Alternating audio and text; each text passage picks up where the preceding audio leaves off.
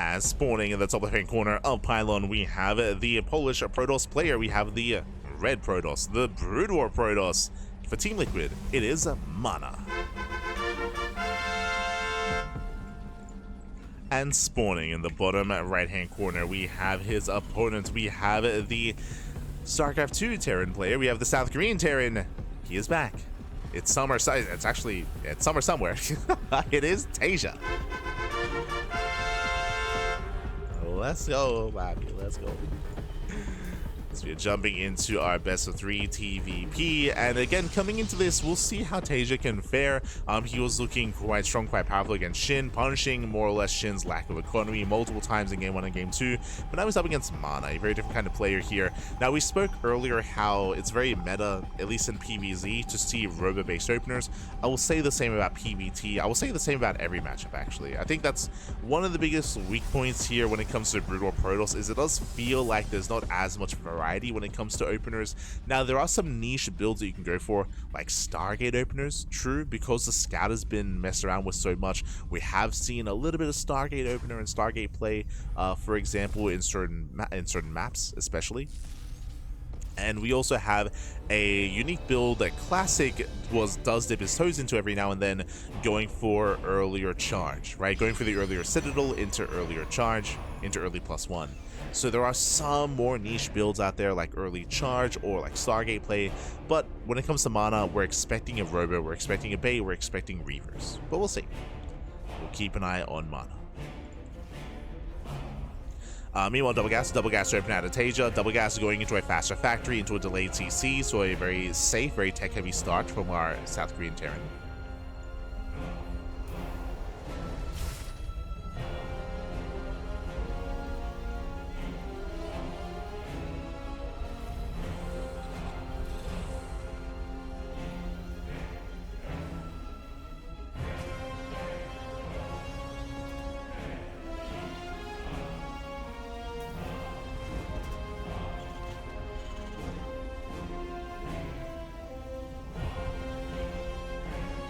Sorry, was just checking on something. My apologies. We're back, we can focus. Reaper does dip in. So I just smelled something weird outside. So I was just quickly checking, but we're all good. As we have additional openers, so far we have Dragoon range on the way. MaNa is securing himself on 2 bases. Meanwhile, Taeja going into his own 1-1-1. Again, it was a CC after the factory, so it is just a safe opener out of Taeja. A little bit more tech heavy. With this can lead into early tank production. That can lead into early Cyclone, can lead into early Banshee play as well. We'll see how he does kind of build this all together. He has options. Taeja does have a lot of options coming into this. Safety shield batteries on the way. And we'll soon see the tech of choice from MaNa. And there it is. Yep, Robo. Again, there's a reason why we brought it up at the start of the game. It's just very common in every matchup to just open up Robo and to go for a Reaver drop. That's what MaNa's going for. Dragoons, that they do threaten. They do send away the Reaper. So on Taeja to figure out what's going on.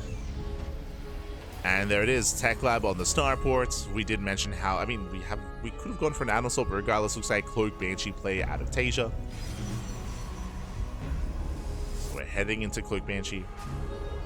That's a second starport, okay. We're going Mass Banshee.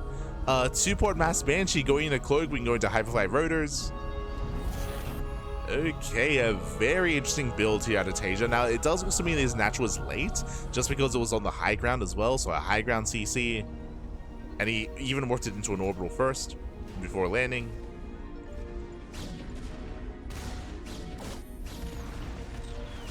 And there is definitely a lot of potential here.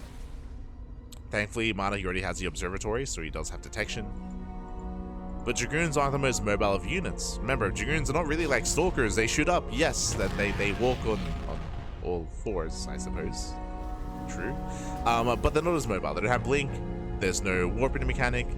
There's no recall. So Banshees have a lot of potential, but here comes MaNa. MaNa, he does move everything across the map. These are vanilla Marines. We'll see what MaNa can get done.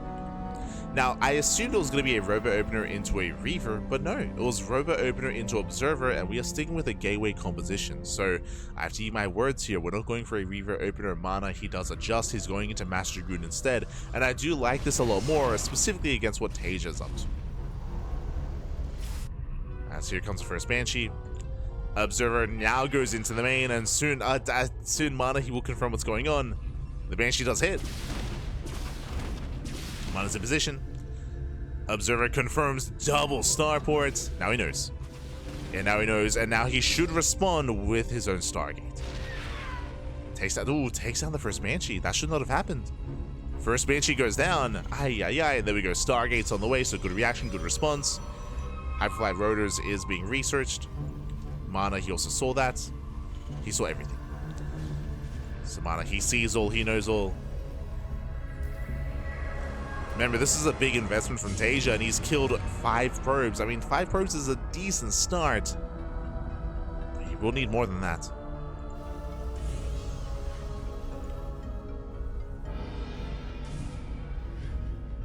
Remember, because of this build that he's going for, there's no stim, right? There's no stim, there's no bio upgrades. And he does want to get into bio. MaNa just going straight for the tank. Tank is going down. Banshees are coming from behind. Where is the detection? Where is the detection? Oh god. Yeah, Dragoons are going down. Detection nowhere it needs to be. We have 2 observers back at home. And so many Dragoons are going down. Again, MaNa, he saw the Mass Banshee, knew what was happening. That was what, 5 Dragoons going down. Too many losses. Back at home, we have the scout that's on the way. Will help. Again, those are brutal losses for MaNa. Should not have happened. And everything here is on a knife's edge. It's feeling very tense. MaNa once again going for the tanks. He gets 1, he gets 2. Pulls back, and once again he gets punished by the Banshees. The Banshees, they get so many Dragoon kills, they're gonna kill everything. And Dragoons are being chased down. Mass Banshee popping off. Finally, we do have a scout. Corsair's on the way as well.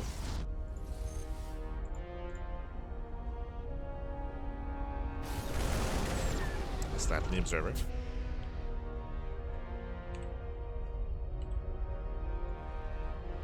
And I do favor Taeja coming into this. Like, he's just had more efficient trades. He's now getting his 3rd base. Likewise, so is MaNa. Scout can 3-shot.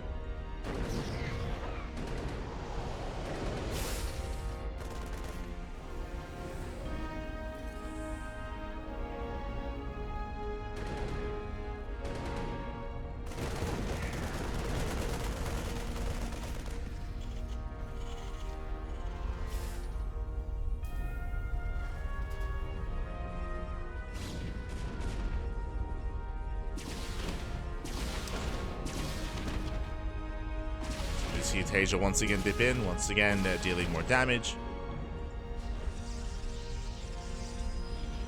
Corsairs, they chase down the final Banshee here. Now, the concerning thing is that it feels like MaNa's 1 step behind. Right now, he's going into double Stargate Mass Corsair, which is cool. He will be able to shut down the Banshees, but at this point, like, we're done. We're done with Banshees. We're switching into bio. We have all these Raxes, Stim is on the way, Combat Shields +1. The Corsairs, they have limited uses. Of course, they can always Destruction Web, true. Like, there's a little bit more utility there, potentially. But it does feel like the Banshees, they've paid for themselves at this point.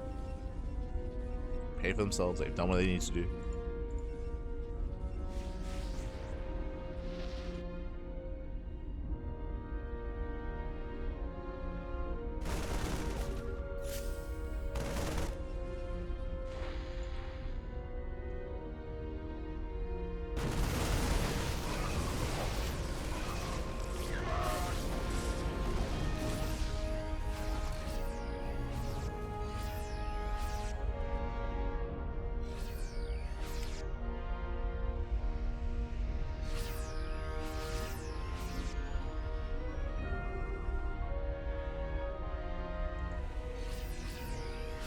As Taeja does move out across the map. Storm is not done. There's no splash damage, no Storm. We have Mass Corsair to try to deal with this. Oh boy. As Taeja's moving in, takes down the High Templar. Templar goes down, he gets one, he's gonna get the other. Barely gets away. Shout to the shield battery. Oh my god. Does save the Templar. 5 more seconds, but GG gets called just before Storm finishes. Taeja overwhelms and takes game number 1. GG.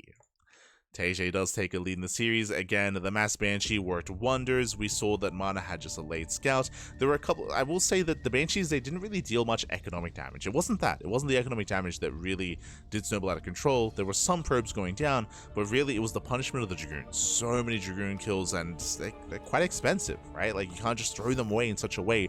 So many fights did swing heavily in favor of Taeja because of the Banshees punishing the Dragoons, just fighting straight on. We saw, unfortunately, MaNa, there were times where he was caught without detection, caught without observers, and Taeja was looking very comfortable. Eventually, MaNa, because he was losing so many Dragoons, he was forced to commit, or he felt forced to commit into a second Stargate into Mass Corsair, but as we mentioned, by then it was too late. By then, the Banshees had already paid for themselves. By then, it wasn't about the Banshees, it was about the Bio Army, and because of that commitment into Mass Corsair, it did delay Storm, it did delay splash damage to the point where he didn't have anything to defend. GG. GG, well played. With that, we do see Taeja taking a lead, and now we're jumping into game number 2. We'll see if MaNa can recover.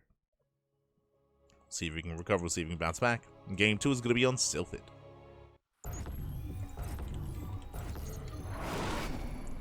And spawning in the right-hand corner of Sylphid, we have the now StarCraft 2 Protoss player. We have the blue Protoss representing Team Liquid. Down in the series, we'll see if we can bounce back and make a series out of this. It is MaNa. And spawning in the bottom right-hand corner of Sylphid, we have the Brood War Terran player. We have the Brood War Terran himself from South Korea. It is Taeja.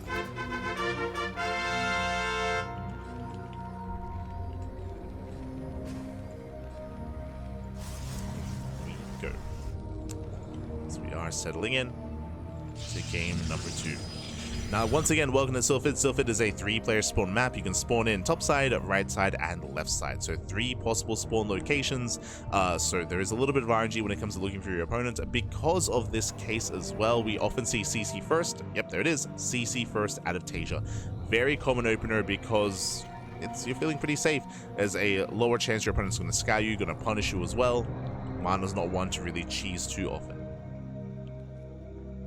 Now, nicely done. MaNa, he gambles. He rolls the dice. He does find Taeja immediately. Does find him. And will even delay the CC. Will delay.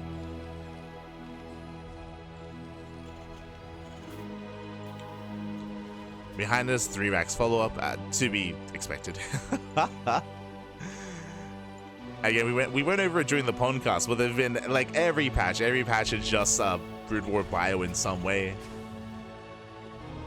It's all good. So we have 3x stim as a follow, very strong timing here. MaNa should be well versed with this build. This build has been around for months, for the entire year of 2025. So I'm sure MaNa's played against it before, and it's going to be up to MaNa to defend against it. As Taeja's looking for MaNa. He is looking, he is searching.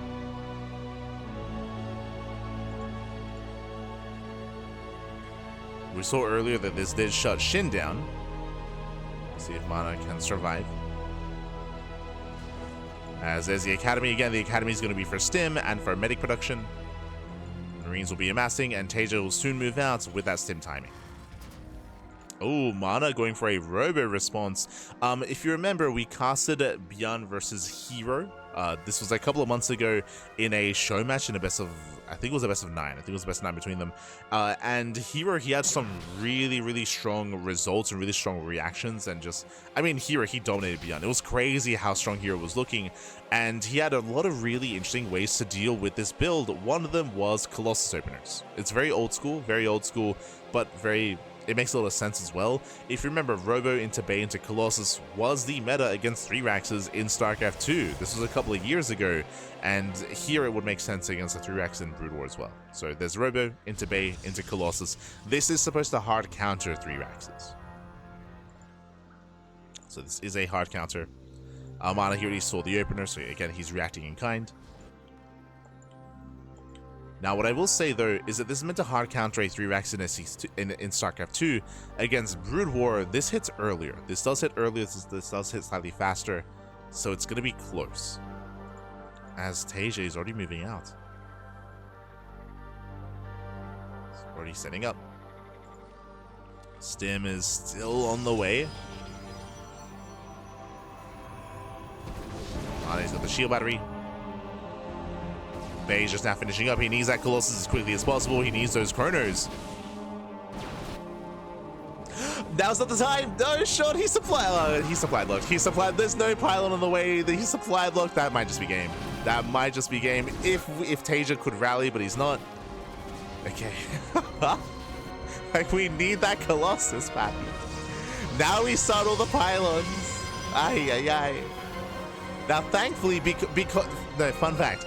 If Taeja didn't move out like that, Taeja, he just lost 6 Marines for nothing. He literally got nothing for it. If he had retained those 6 Marines with this army, moved out with Stim, I think he might have just won the game. Might have just won the game just because of how late this Colossus is, because of that hefty supply block.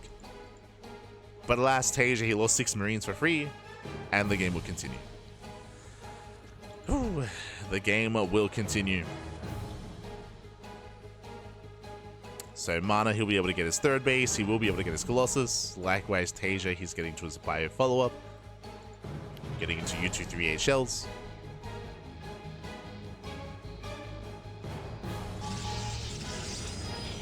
Scan into the main, confirms the Colossus. So Taeja, he's aware. And now, because MaNa has successfully gotten into his Colossus production, I do favor MaNa here coming into the mid-game. Like, this Marine army now, it shouldn't be able to do much. He should not be able to break a defensive player who has Colossus. Assuming MaNa's in position. Now, getting into like a supportive line behind this, it does complicate things, of course. It does change things. Taeja does skirt around the edge of the map, headed towards the 3rd base. Meanwhile, MaNa, he's on the right-hand side, he's out of position. Taeja, can he force a cancel? Can he get a kill? Oh, Taeja, he doesn't commit into the base, which means MaNa isn't punished. Yeah, MaNa, he's actually dropping into the main. There are blind spots in the main base, but we're going for the Colossus drop. Let's go. Goes to the middle line. SCV's going to be going down. Yeah, MaNa, he does rain down here on the natural. Ooh, the Wraith has arrived. Wraith has arrived. MaNa has to get the hell out of here. Has to pull away.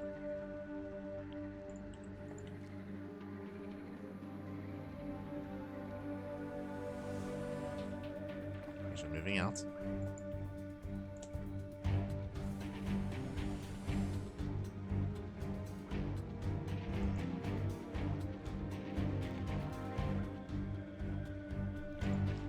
we have that back and forth dance, but again, MaNa now with a 2nd Colossus. Taeja cannot fight head on. He cannot fight head on, not without tanks. He needs that tank line. Oof. Getting caught out. He has to stim away. Marines are being chased down, medics as well. Oh my god. Yeah, the Colossus does bully, the tank has arrived.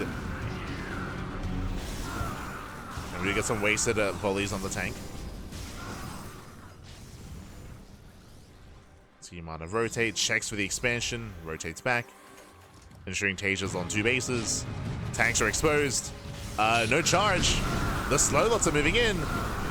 So also do move in. Nice juggling with the Colossus, and MaNa, he completely shuts down the army. GG gets called, and MaNa ties up the series. We're going to the ace match. Ooh, GG. We're going to the ace match. Again, this Robo Colossus opener is supposed to hard counter 3-Raxes. I say supposed to. I do feel like there was a window there where the Taeja could have abused if he had retained his Marines, and maybe could have gone for that sim timing, and maybe could have broken MaNa. But that was also capitalizing on MaNa's mistakes, just because of the supply block and just because of the delayed Colossus. Outside of that, though, once the Colossus arrived, MaNa was looking much more comfortable. Much more comfortable, at least until Taeja could build up his tank count. And he wasn't there yet. He was not there yet. GG, well played. With that, we're getting into the ace match. It all ends here. It all ends on MaNa. Let's go. All ends on MaNa.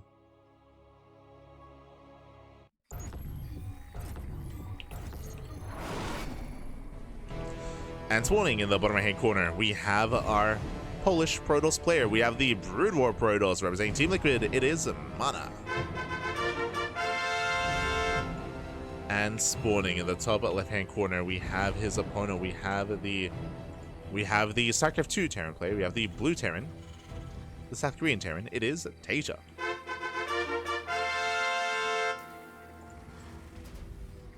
See LR Jenkins in the YouTube chat. Lagmore. From my understanding, we haven't been dropping any frames or anything like that.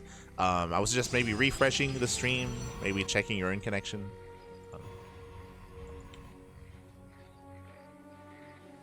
Question mark.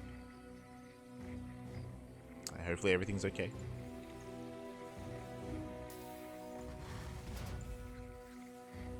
So we're getting into the ace match, the final game of the series. Let's go.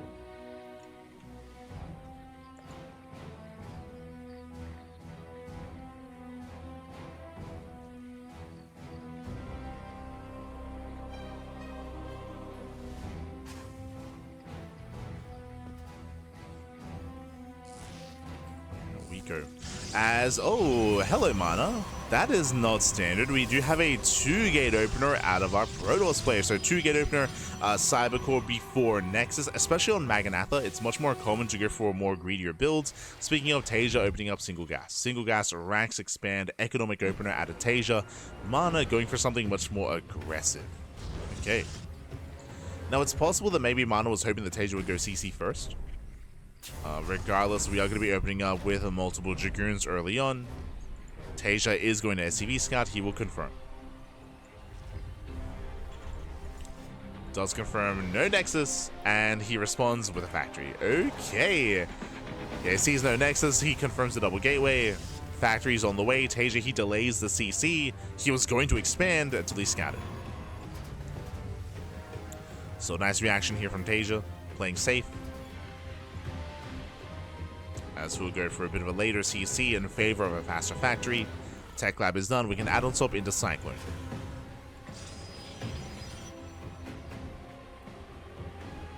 Oh, doesn't add on sub, opening up Marauder. Okay. Does open up Marauder. I mean, both have their place against Dragoons. We get the bunker on the low ground.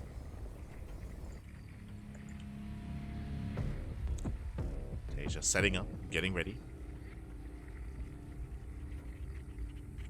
¿Por qué no los dos? Why not both? So single Marauder into the Cyclone. Has the bunker, it should finish up. Ooh, just barely. Does finish up in time. Second factory's on the way. We're gonna make it up here. Taeja has been watching some StarCraft too. Aye. Again, if you've been watching Cure as of late, you will know not just Cure, but Maru as well, and some of the other Korean Terrans, and just Terrans out there in general. Here in Marine as well, we've been seeing a lot of mech against Protoss. A lot of battle mech. And that's what we're getting here. Magfield Accelerators on the way. Taeja, he's meching it up. Now, of course, this is a very different Protoss kind of player here, as we have Brutal Protoss instead. We'll see if MaNa can hold his own, especially against Mass Cyclone. Now remember, there's no blink, so breaking lock-ons and trying to micro against Cyclones is going to be even more difficult for MaNa. Even more difficult. Oh boy. And the extra range does help. Doesn't mean that MaNa can get the additional shot off. The initial shot off.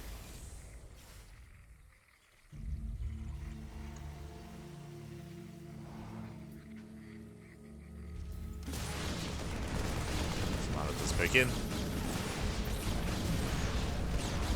Oh, and he does not quite get the bunker. One Dragoon goes down. And Taeja gets one. Building up more Cyclones. See Smigs TV in the chat asking, is this the Taeja of old? Yes, yes. Taeja's been competing. If you haven't been watching StarCraft over the past couple of months, he's been back. He's been back for a couple of months now. Been competing. Just as a quick reminder as well, Taeja, he's only back in StarCraft Evolution. He is not back in SE2. So he's not playing in StarCraft 2 tournaments. He's only playing in StarCraft Evolution tournaments instead. So just an SE Evo. Just as a heads up, as we have more Cyclones amassing as we speak.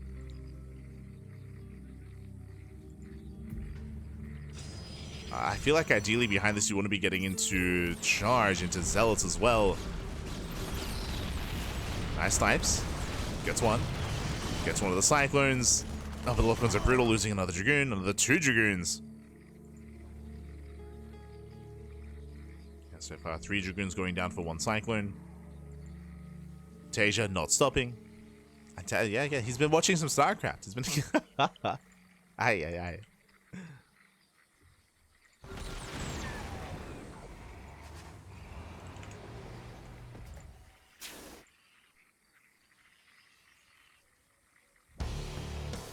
As MaNa, he's not going into Charge, he's going into Reavers.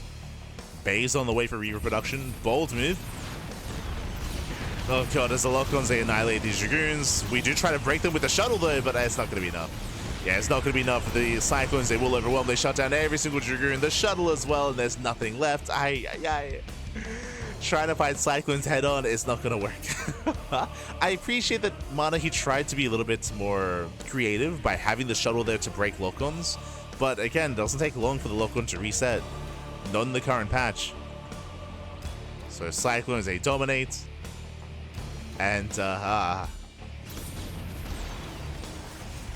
MaNa, he will struggle to defend. Does have the shield battery. And what's scary here is that sure, MaNa, he can defend at his natural thanks to the shield battery. Taeja has the third. Taeja, he has the third base getting up and running. He has the greater economy. He can build up a larger army. The problem with Reavers is that Reavers, they have potential for damage, that is true, but they're also, speaking of immobile, they're also very immobile. They're heavily reliant on shuttles, and it's a shuttle that's more exposed.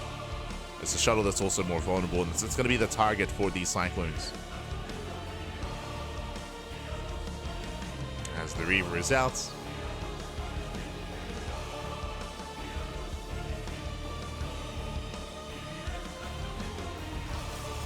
Building up those Scarabs. There's no shuttle currently.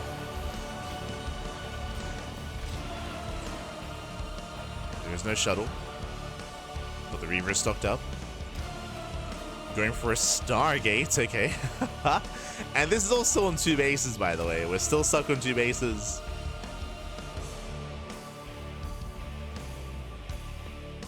MaNa just now expanding. What are the counters to Cyclones from Brood War? I would imagine it's very similar to StarCraft 2. In StarCraft 2, how do you counter mech? How do you counter Cyclones? With a mass kind of gateway composition, and charge lots are a big part of that. Charge lots, stalkers, and archons. But of course, it is a little bit easier for SE2 Protoss just because stalkers can break lock-ons, they can also dive in. Likewise, zealots are faster because of the charge upgrade, and they can close that distance and get on top of the Cyclone. For Brood War Protoss, it's very different. You can see that MaNa, he's trying to go into carrier. That's his response, is to go into mass carrier. Bold move here. Bold move, we'll see if it works. We'll see if it's gonna pay off. But also, when I say like going into like a mass gateway style, I also don't know if that would work against battle mech. That's my assumption here.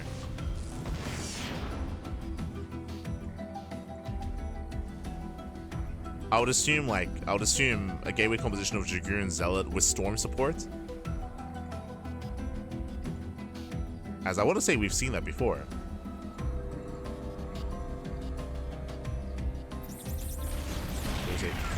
Cyclone's getting called out. It's a bit of miscontrol there by Taeja. Late to react, late to respond. Back at home, Taeja. He's actually switching out of mech. Ooh, so Taeja is doing something that we see in Brood War, but it's less viable here. We're switching into Buy. We're hard switching into Marine Marauder out of Mass Cyclone. We have a couple of Thors to support as well. Interesting.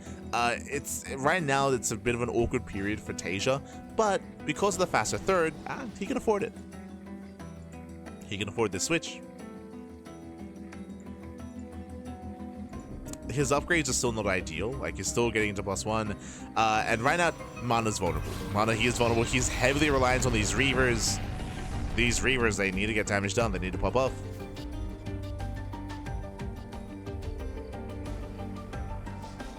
Up. Reaver shots going up. Decent connections. Very nice. Yeah, oh my god. The Skype shots are brutal. Taeja trying to brute force his way through. Does take a lot of shots to the face. And hey, with the arrival of the carriers, MaNa, he can hold. Where's the anti-air? He's got a couple of Thors, true. A couple of Thors are coming in. Carriers are soon to reveal themselves. Carriers are lacking the upgrades, so they only have the maximum of 4 interceptors. So not that many carriers. They go for the tank. First tank goes down. 1 tank for a carrier. Oof. Brutal loss there for MaNa. And there's the carrier upgrade. For those that are curious, when carriers spawn in initially, they only have enough capacity for 4 interceptors. So carriers are actually quite weak. They're very weak until they get the upgrade, which does increase their capacity.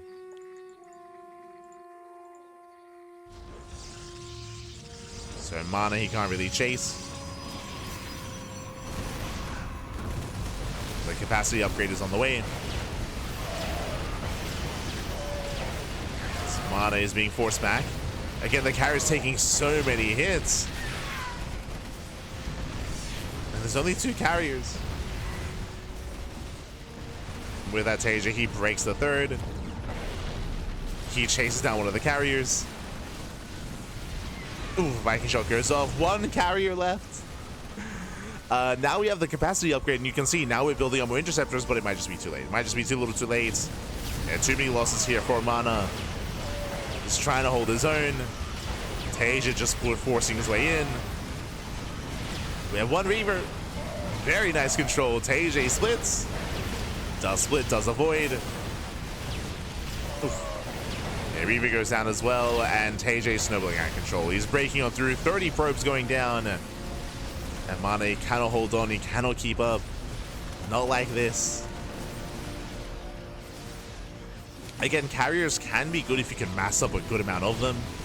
If you have an economy, but that's just not what MaNa has. Again, late third base, late economy. GG gets called, and Taeja, he will claim the series 2-1.